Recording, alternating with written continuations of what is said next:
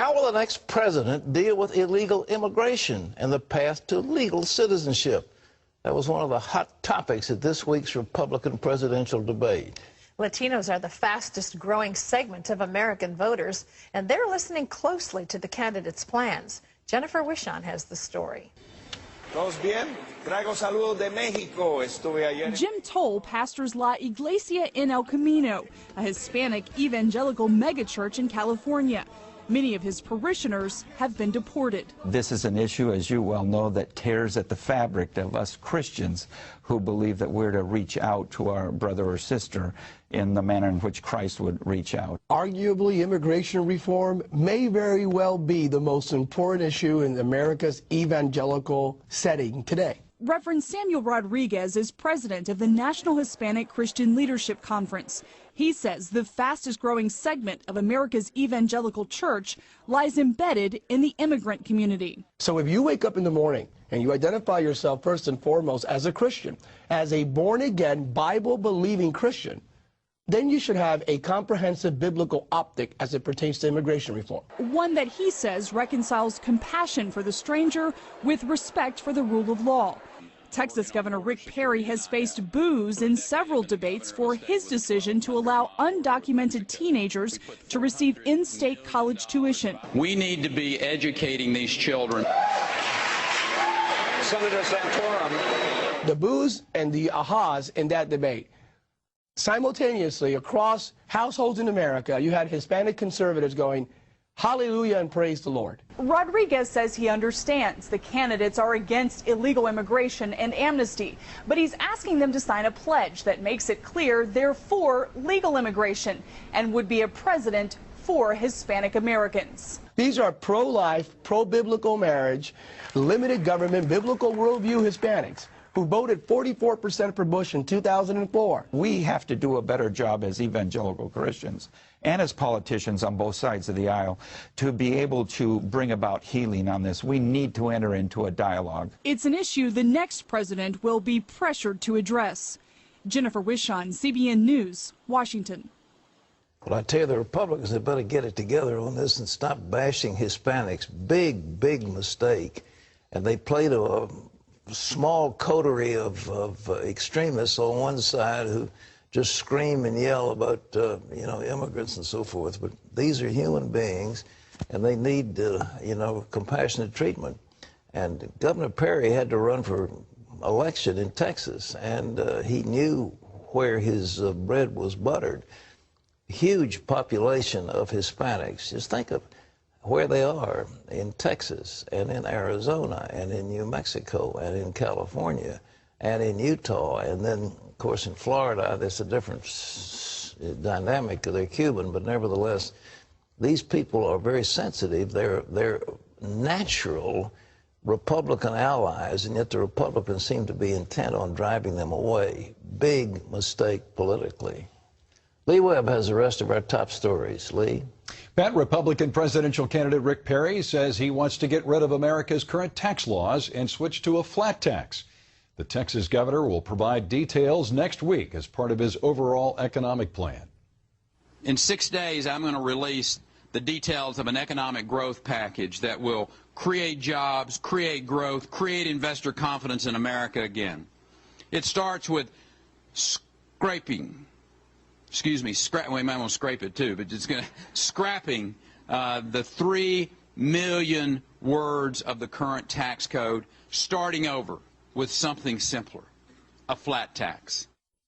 Liberals say Perry's proposal would give tax breaks to the wealthy while making lower and middle income families pay more. Many conservatives, though, say a flat tax is fairer because it taxes everyone at the same rate. Critics across the political spectrum, though, agree the current tax code is complicated and full of loopholes. President Obama has wrapped up another bus tour designed to promote his jobs plan and win votes for re-election. This trip focused on the important swing states of North Carolina and Virginia, and Ephraim Graham went along. The president is changing his strategy to get his jobs plan through Congress. He's breaking it into bite-sized pieces since the Democrat-controlled Senate rejected it as a whole last week. One of the votes I'm going to urge members of Congress to take is on whether or not they think it's a good idea to give companies an incentive to hire the men and women who have risked their lives for our country. President Obama ditched Air Force One in favor of this campaign-style tour bus to visit small towns in Virginia and North Carolina. These members of Congress, they work for you. And if they're not delivering, it's time you let them know. First Lady Michelle Obama joined the president for the event here at the military base in Hampton, Virginia. While the White House says this trip is all about the president's jobs bill, many see this as an important part of his re-election campaign. Everything from now until November 2012 is going to be, to some aspect, about the campaign.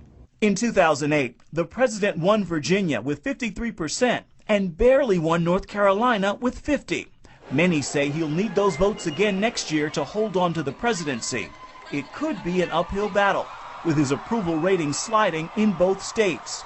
Recent polling shows only 42% of Tar Heel voters approve of his job performance. His approval rating stands at 45% in Virginia, where voters elected Republican Governor Bob McDonnell just 1 year after the state helped Obama take the White House. He's blaming the Tea Party, House Republicans, Wall Street for the problems, but don't go out there and blame everybody else and say it's not my problem. You're the leader. Lay out a vision for people, because that's what the independent voters are voting on. It's no wonder that he's underwater, because they want to see results and they want to see less rhetoric. The president hopes this personal touch will help him to reconnect with independents. Who'd you vote for 4 years ago? I voted for Obama. You did? And if you were voting tomorrow? Wouldn't vote for Obama. Why not?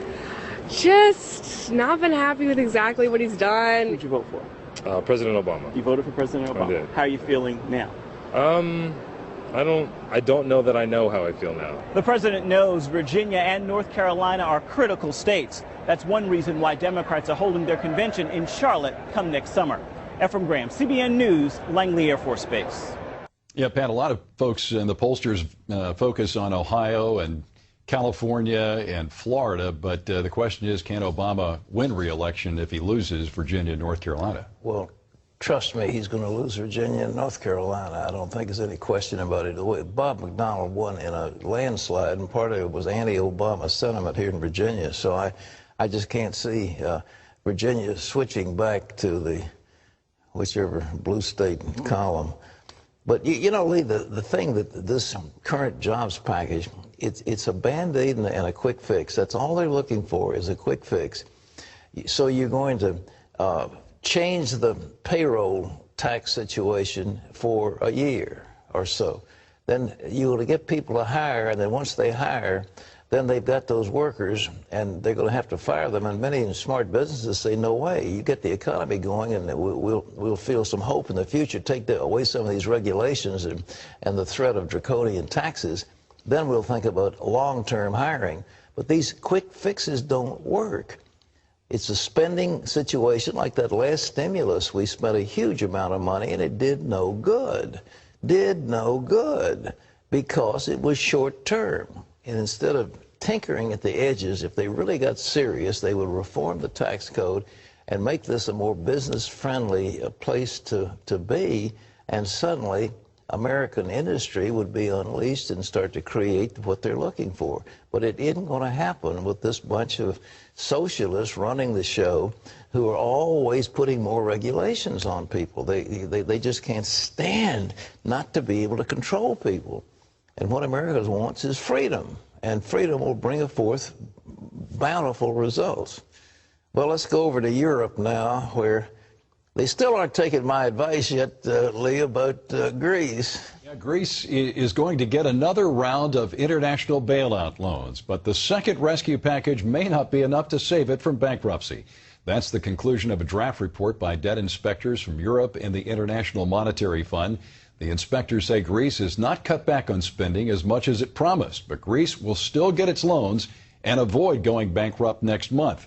Greek protesters took to the streets again today, angry with the government's spending cutbacks. The Greek government will soon vote on more cuts. Ousted Libyan leader Muammar Gaddafi was reportedly captured when rebels took his hometown of Sirte today, and some reports say he has been killed. Libyan officials and NATO could not confirm those reports, but Reuters reports that a senior member of Libya's National Transition Council says Gaddafi died of gunshot wounds. The Libyan fighters drove Gaddafi's last supporters out of his hometown. They declared victory over the last major resistance 2 months after the fall of Tripoli. Pat? We don't quite know. Again, if Muammar had taken my advice, he would have gotten on a helicopter, loaded it up with currency or some gold bars, and taken off to some friendly location. He didn't do it. I don't know why those dictators hang around. They see the handwriting on the wall. They know they're going to wind up getting killed or imprisoned. But instead of going to a safe haven, I don't know where a safe haven would be for a Muammar Gaddafi. Maybe he could have gone to Saudi Arabia. But he didn't do it, so if he's dead, that's too bad. Lee? Antidepressant use in America increased almost 400% over the last 2 decades. A study by the federal government reports that 1 in 10 Americans take some kind of antidepressant drug. And an alarming statistic to come out of this research: primary care doctors are prescribing more and more antidepressants without consulting a therapist. Less than a third of those taking antidepressants report seeing a therapist within the past year. Antidepressants are the 3rd most common prescription drug in the U.S., Pat. Well, Lee, I will get out my Prozac, and Terry and I will share a happy moment. I'm good to go, but thanks.